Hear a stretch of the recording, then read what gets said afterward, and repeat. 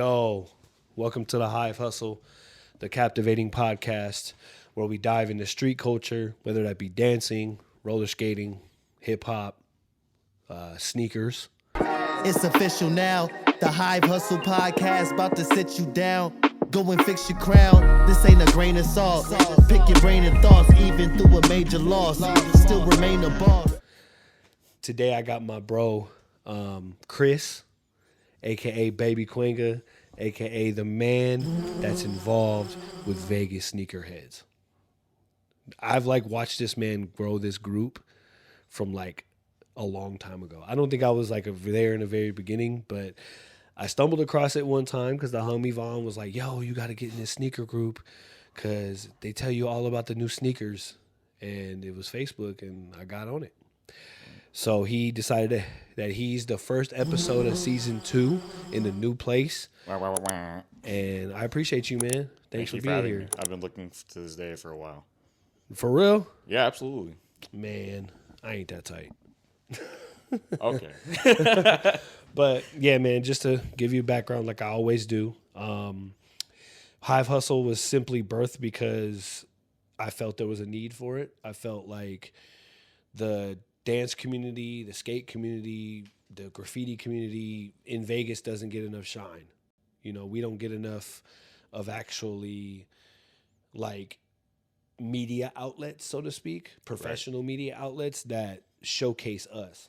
We have to work harder. And so I really want to utilize this platform to be able to put people that are in our city, investing in our city, and building our city on a different platform. So thank you for being here, man. It's an honor to be here, I'll tell you that. It's not what? I said it's an honor to be here. I'll tell you that. Definitely, man. Well, look, we're going to start it off. First things first, tell us about yourself. For the people that don't know you on my platform, how did you get introduced to street culture? I got introduced to street culture, I'd probably say the ideal year that comes for me is 2006.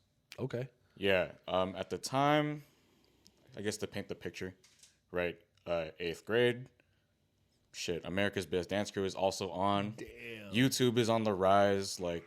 Yeah, the 06 was right. It was built in 05. Our peers were definitely living the journey with us in life, right? You know. So I got introduced to street culture through peers. I think first came, man, I feel like it was around just at the same time. I feel like sneakers and dance became really impactful in my life. Really? Yeah, because again, 2006. Again, your peers, colleagues, whatever. My friends got me into both, and was there a specific friend or? There's a few. I would say shout out to the homie Tino, who's Cam. He's also an artist. Okay. He's also a jack of all trades. Got you.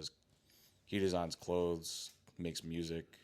Dope. Creative all around. Creative all around, dude. And then, Perry. Yeah. So those two, I think, are probably more so responsible for me at that time frame. Got you.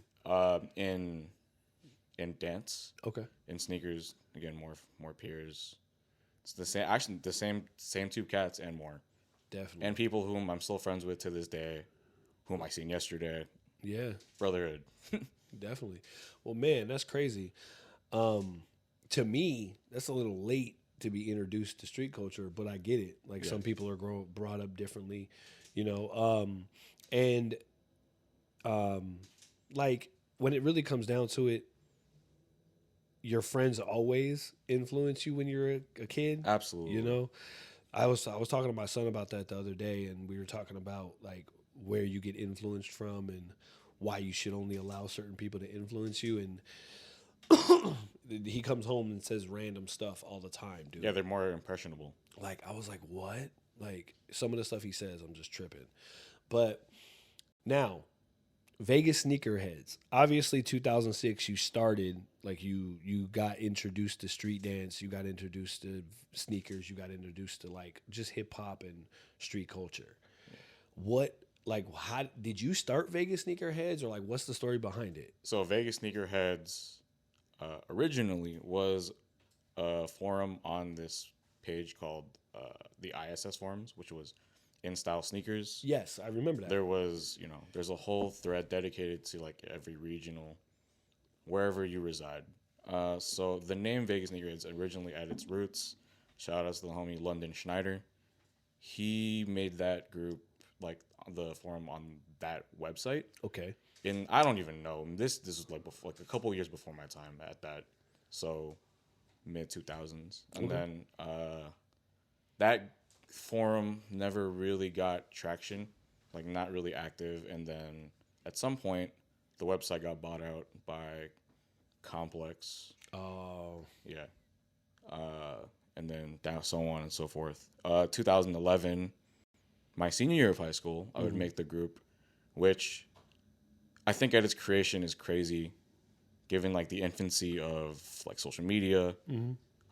Also, the creation date is crazy. So synchronicity, like, so the city of Las Vegas was founded on May 15, 1905. Okay. I made that group May 15, 2011. That's crazy. Like super unintentional, but to me, I'm like, damn, like the synchronicity of that was like, oh yeah, that's perfect. that's it was insane. meant to be. It was meant to be, you know what I'm saying? For sure, But for that for me is like, boom, like the start of it all for a lot of things at that time, you know. Okay. And how long did it take to actually get traction, or did you like? I think- did it happen immediately? Immediately and organically. Okay. Like I know I remember telling some people like, hey, gonna create this. Would you be on board? Would you support it, etc.? Because at the time, you know, we had the same concept, but on MySpace, Yeah, right? I remember Shout outs to Team DS. exactly. This was like, again, mid 2000s, MySpace now. Obviously, MySpace is dead. Yeah, Facebook, boom. got you. Just transition. Yeah, just transitioned. Okay. So you started the group in 2011, and then it just slowly but surely grew. Now Yeah. you're at like 25K members. Yeah, I just checked it today. 25K members. That's insane, bro. Yeah. So basically, deals go on, and like you moderate it too. So do you have other admins along with you? There's quite a few admins along the team. But yeah, it can, you know, it filters itself sometimes with meta and AI. Yeah. Like there's moments where I'll get a notification like, oh, this got taken down because of this or whatever. I've noticed that Facebook and Meta just like really like they're geared recently to like start helping the creators like manage their stuff Yeah. with AI, and you know, like with the ability of people monitoring, or like, you know, moderators, bots that literally will like, I've had a notification when I'm posting a comment and it says this comment could be considered like Harassment, something, yeah, spam. harassment or something like that. I'm like, dang, okay, I ain't even click post yet. I'm Yeah. just typing. Absolutely. There was this cat who I got the notification like maybe 2 days ago, but there was this cat who displays like what's the word? Like dissect like sneakers dissected in like a tasteful manner. Okay. Really, really cool idea. But he uses counterfeit product. Okay. And at some point, Facebook was like, "Hey, so we saw this and we took it down." I'm like, "Oh, that's crazy." Wow. That's nice to have that backing. Yeah, That's crazy. Well, now you're obviously a dancer. We know that you came into dance and sneakers at the same time, so to speak. That's how we know each other, so to speak, besides Absolutely. the sneakers. Give us a little insight. Like, I know Perry's probably your introduction since. I think at the time it was. Well, I'm from the Bay, so we was just gigging or turfing back then, and then other influences. So you weren't born in Vegas? I'm not born in Okay, Vegas. let's go back then. Whoa, you were born in the Bay. When did you get to Vegas? So I moved in Vegas in 2001. Okay, so you were like 6th grade, 5th grade? Nah, bro. In 2001 was my 3rd grade year. Whoa.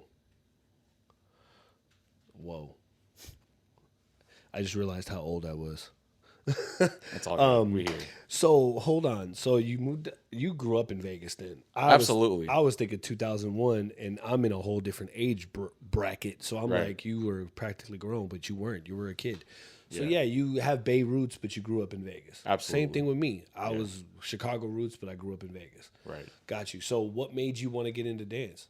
Outside friends. I also ABDC was on. Was it the Jabberwockies or was it somebody else? I I think at the time it was season like Jab. It was they set the tone. Yeah, obviously. I always really liked at the time Supreme Soul. No lie, they were one of my favorites. Yeah, And I was jealous of Break Skate. yeah. Like hella jealous. Cause we were doing that in like Break Skate, bro. We were on Ellen in like 2001. Amazing. Vegas Heat. I'm pretty sure you've heard the name. I haven't, to be honest. Really? It was a really crazy skate crew back in like the early 2000s. I roller skated before I danced. Oh, that's news to me. You didn't know that? No, I didn't know. Yeah, so I roller skated. Conversations are being held. Yeah, exactly. I went to the skate rink the first time when I was like 12. And I was an aggressive rollerblader. That's tight. All I did was grind on poles and go down half pipes and quarter pipes. And during that time when I went to I always knew how to like groove. Like my family's Italian and Mexican, so like I knew how to like bob my head to the beat. Like my cousins listened to hip hop when I was growing up. Right. But when I stepped into the rink, I seen Mecca and I seen LeVar, which was the owner of Vegas Heat. I seen both of them at like 12, 13 years old. And that's what triggered me to want to roller skate. That's tight. And then from roller skating, Mecca auditioned for Culture Shock a couple times and didn't make it.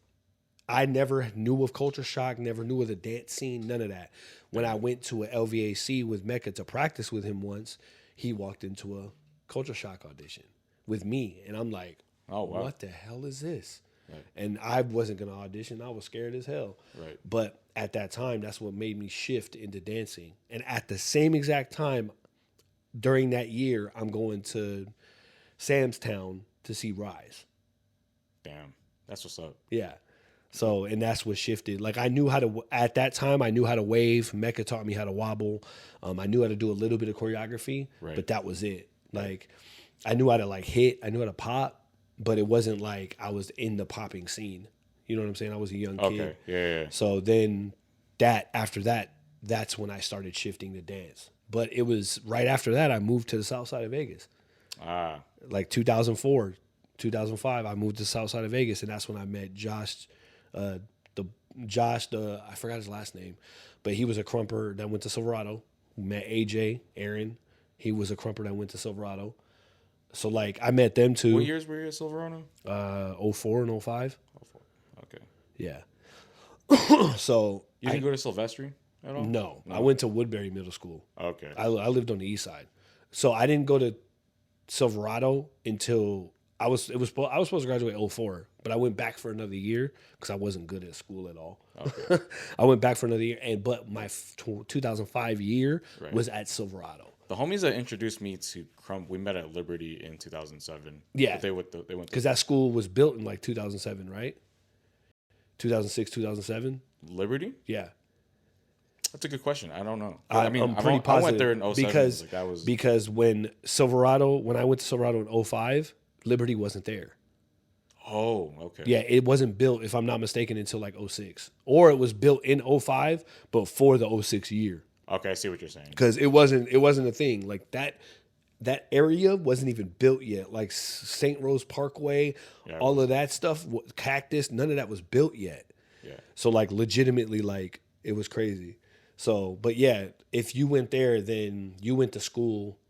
You went to high school with my ex-wife at Liberty. Oh, okay. Yeah, and then that's what like I started kicking it in that era of people like Vital. Vital lived across the street from my wife, my ex-wife Jessica. Vital lived across the street, like they were friends. So that's how I got in tune with all those people on the south side. And then I just started Silverado Sessions. Yeah, Silverado Sessions, Smash Studios with Lamont. That's what we had met at Smash. I remember because I was with Perry at the time. Yep. But I like never took a class at Smash. Like I never did either. I just was there. It was just like we kicked it there. Like literally. I lived next door. Those like 1-story apartments next door to like Smash. Like I lived there. Damn. And then my grandmother and my mom moved to like a house on like Pyle and Maryland Parkway. And then we lived there for a while. So, but yeah, like I was all there all the time. But so you got into dance. What drew you to Krump dancing? I think So kind of referencing like my homies at the time, I remembered. So like hanging out with that, like they would go meet like battle at Silverado, Okay. like Silverado sessions, things that happened. I remember The also, Silverado Krump sessions that were at the park. yeah, So your friends would battle at those sessions that we threw. like Carlo, AC, Yes, they were Krumpers. Marvel, Infant, yeah, Yes, so Marvel fam. yeah, Okay. So you were homies with them at school. Yeah. And they would come Krump. yeah. Okay. But also I remember there was, I don't know this dude's name, but there was like orientation for PE, and there was this dude. He was, I think you may or may not know him. He was I forgot if he was mute or deaf, but he was crumping. I know who you're talking about. I don't know the name. I know it. There was a mute dude that was crumping back then before Nate. Yeah, You remember Nate? Yeah, I know Nate. Yeah, but before him, I remember there was a mute dude that was crumping. And I was like, damn, like this is crazy. Oh yeah, that's But insane I didn't to start. see. I didn't start crumping, like more so participating because I didn't throw an arm swing back then or Yeah. I didn't do. I was just there witnessing from afar. I think at the time, Krump is like obviously it's super driven from religion. Right. At the time, I'm like, yeah, I don't know. You didn't really care for it at the time. Yeah, I mean, and rightfully so, right? But I didn't start wanting to participate till the ARK. Okay. So the ARK definitely was a driving force for that. Damn. And then reconnecting with friends like J. Quenga, like we went to middle school and high school together. Yeah. And I'm like, damn, like he's like at the same time we're all dancers and supporting each other, right? Yeah. And I'm like, man, this is really dope. I told him I'm Krump one day, bro, and boom. Yeah. Damn, that's crazy, man. So you were like a part of Scribble Funk. You were a part of all those Wednesday sessions. Yes. But you just never. And the crazy part is you were like involved with Krump and knew people who crumped. Yeah. But never crumped. But Borio, shout outs to Borio because he would teach me some stuff on the side. Yeah, I remember. I didn't take it like super serious. I was just like, okay, and then here we are now. Damn. That's crazy, man. It's crazy how people's stories intertwine, and this city's so freaking small but so big Scribble at the Funk same was time. a time, man. Oh yeah, It was a SFK was great. Those Wednesday sessions really changed the game in Vegas. It gave for freestyle and all style dancers. It gave a place for them On to paper, it sounds crazy. Yeah. It's and that's because b-boys have always had open sessions. Yeah, Like they always did. right. Poppers, they had sessions. Crumpers had sessions, but there was never a place where street dance could come. And because Lamont was involved in so many different communities, that's why so many different people came. Right. You know what I'm saying? That's crazy. We had like I went to Vegas shakedowns, but they were more so at the time it would be like breaking, popping, house, That's locking, That's it. and then outside that, There was no all styles. I didn't go to my first all styles jam until Sin Style sessions. Remember the 18 LV Sin Style sessions at the dance studio on Fort Apache and Lake Mead? I know That's of in it, but I wasn't. The park. I know of it, but I wasn't there. You didn't go? No. Okay, yeah, because that's where me and Brandon first started in 2012. That's when we first started really like competing in all styles. Yeah, right. And then we won Neon. Like that was a fucking fluke.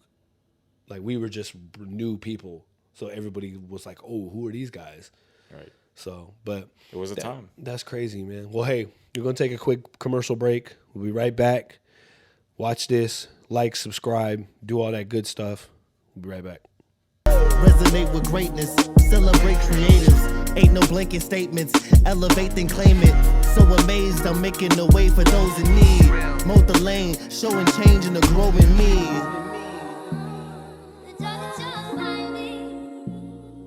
It's official now, the Hive Hustle Podcast, about to sit you down. Go and fix your crown.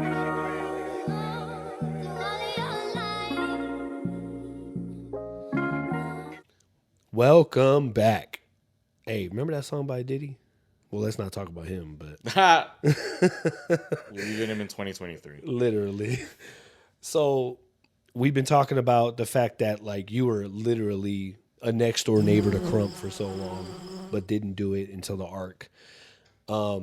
We were talking about how you freaking built Vegas sneakerheads off of an idea. And the fact that you told me that like the ARK made you want to crump, if you could like just elaborate on that, like what about the ARK made you want to crump? I think the introduction to Krump in 2007, then fast forward like 8 years or so later. Mm-hmm. The compare and contrast then and that, like, it's crazy. And that was just an experience I got to live through, right? And that was like very inspirational. People from around the world were there, and the time was had. That's crazy. So basically, the contrast of it being a street dance to now being on a somewhat of a platform, because that's what we tried to build, was an atmosphere at our events. It changed, and not only that, it probably had a lot to do with your life, where you were at in your life, and things of that sort.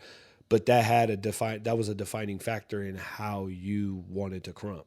Yeah, absolutely. Damn, it's crazy to think, man, like how people can be inspired and be next door to something for so long, but not grab a hold of it until it clicks. Yeah. And that's because, man, watching your crump journey since then has been dope. Like, I know I disappeared for a little bit because obviously I had to handle personal life, but since right after the pandemic, before the pandemic, I've literally watched you grow, and it's good to see, man. Your style's coming together. The fact that you're a Quenga is really great. How did that? Because of J Dot? Is that how that happened? No, it wasn't even necessarily J Dot at the time.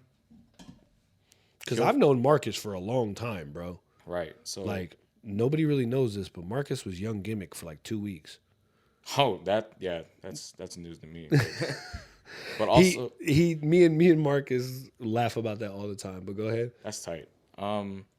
So Quenga and Kill Frankie used to throw sessions at their garage. Ah, I remember those. And the first time I went, I remembered that, like, I think, like, the Arizona Cats was here. Mm-hmm. So, like, Royalty, Kill a Native. I think I'm pretty sure Ronnie was there. But those are the first people that I remember was like, oh, wow, like, people are here. And there's an actual movement. For just the garage, I think, well, in retrospect, for just a garage session, I'm like, oh, wow. Yeah. Right? But now, then, like, being present in that moment, I'm like, this is also new to me and things of that nature. And then I think a week after or so of that, Quenga messages me. He's like, hey, I want you and Maniac at the time, J Dot. Well, that's an instant story for another day. Okay. But verbatim, it's like, I want you guys would be like great additions to the fam. And August 2018, I think. August, something like that.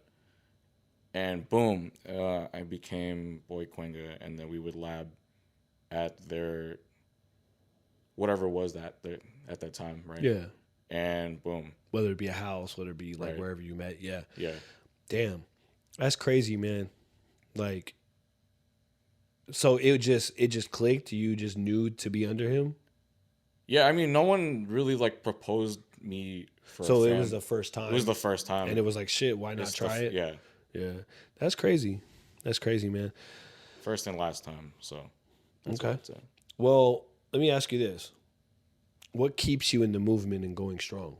What keeps me in the movement for going strong? Like, what keeps you here in Krump, and what keeps you going strong for it? Because we talk all the time on Facebook, bro. Right, we talk about the politics. We talk about how a lot of shit is hard. That's why I'm happy my journey started kind of late.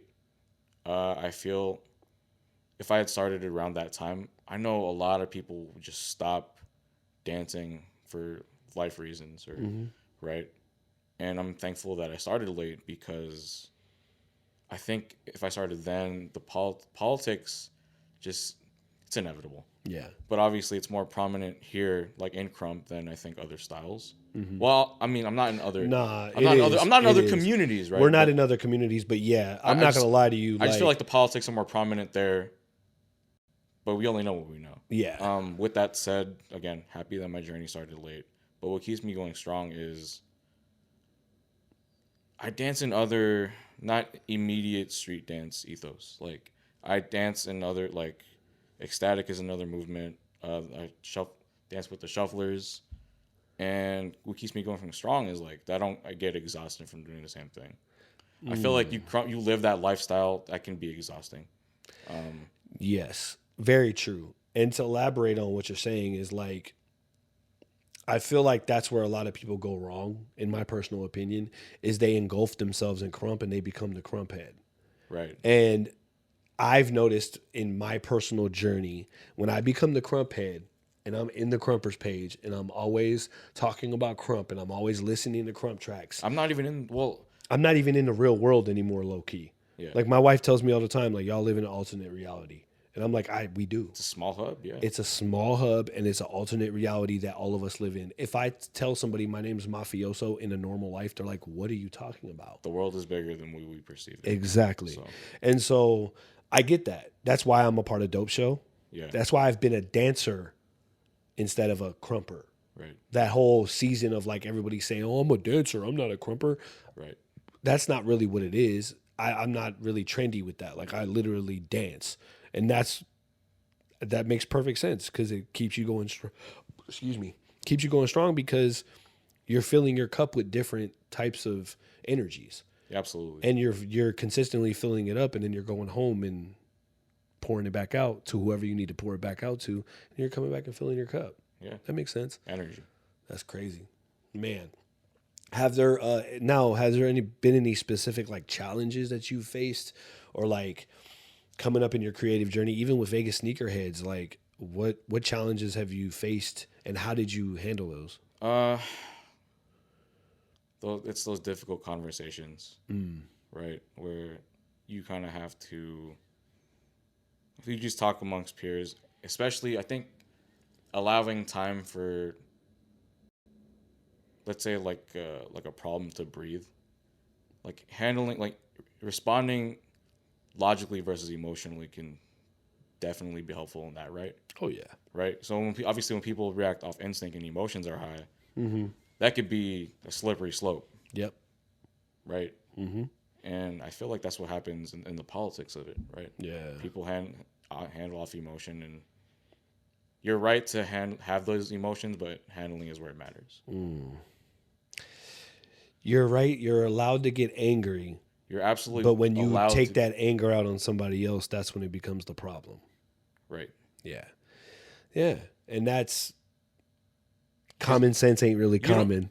Common sense ain't common. But yeah, I think responses, answers, things of that nature aren't always warranted immediately because of that. Yeah.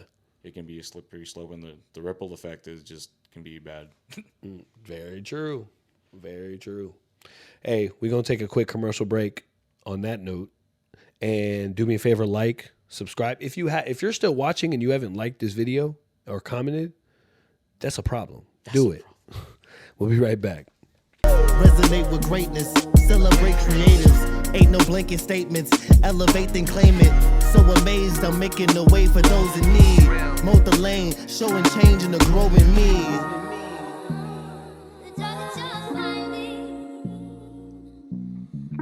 It's official now, the Hive Hustle Podcast, about to sit you down, go and fix your crown.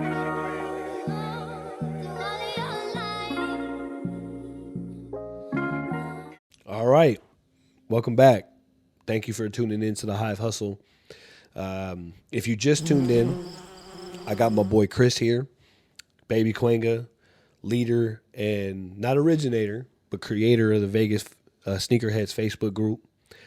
Been one of my good friends for a long time. I've watched him grow up through Krump, through sneakers, through culture, through dance. And yeah, man, thank you again for being on here. And one question that I wanted to really ask you, because you're in multiple communities. Right.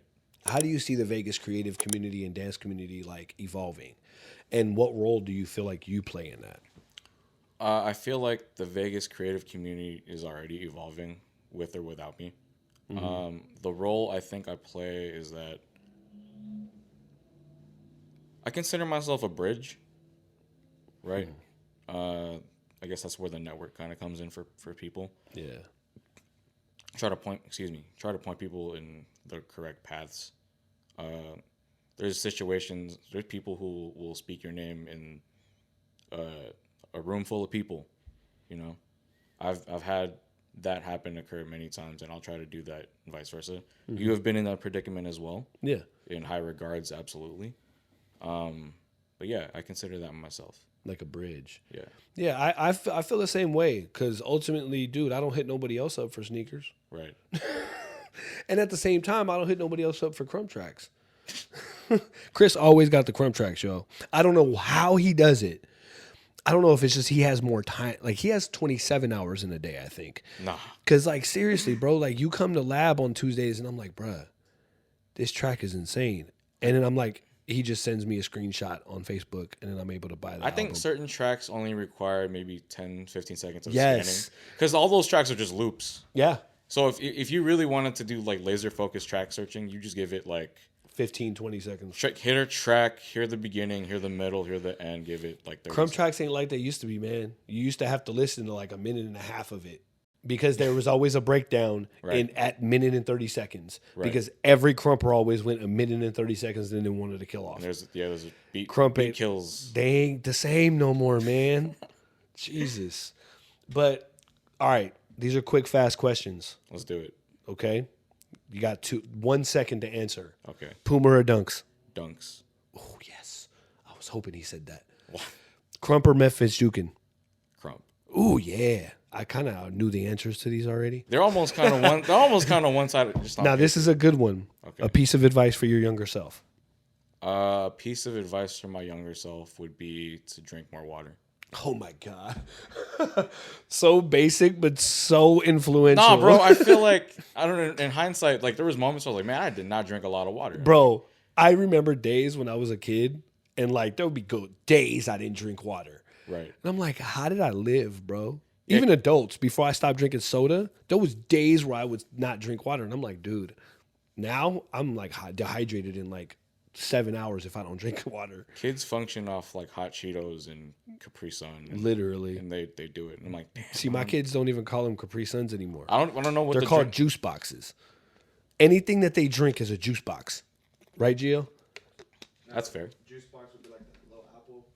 But my son doesn't say anything else but juice boxes. Capri Suns are like juice packs. No, They are like juice packs. yeah, Juice bags. literally Juice bags also something. works. It's juice something. They got that's what they calling them nowadays. Well, bro, I don't really do crazy long podcasts, and it's because I don't believe in sitting there for 2 hours and listening to somebody talk. It's just too long. I don't have that much time.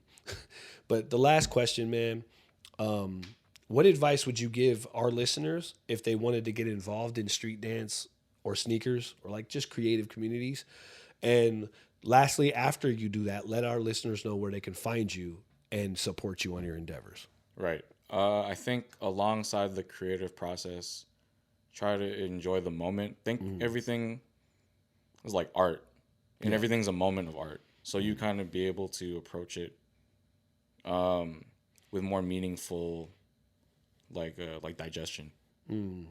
That's how I see it. Yeah, that makes perfect sense. Yeah.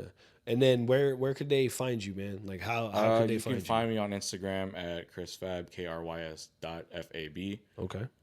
Vegas Sneakerheads on Facebook. You can just search it, Vegas Sneakerheads, 3 words, all spaces, because there's another one. there's emulators who just try to get the spacing weird. Yo, All that. fuck y'all. Stop copying. Excuse my French, YouTube. But yeah, so man, thank you, bro. Like I said, it's an honor to be here. I've been looking for this for a while, and what a way to break in the year and this space, right? Yes, new year, new space, new day. We hope y'all had a good new year, man. This episode's gonna come out in like a week or two, but we appreciate y'all being here. Tune in, follow, like, subscribe, and we'll see y'all next time. Peace. It's official now. The Hive Hustle Podcast about to sit you down. Go and fix your crown.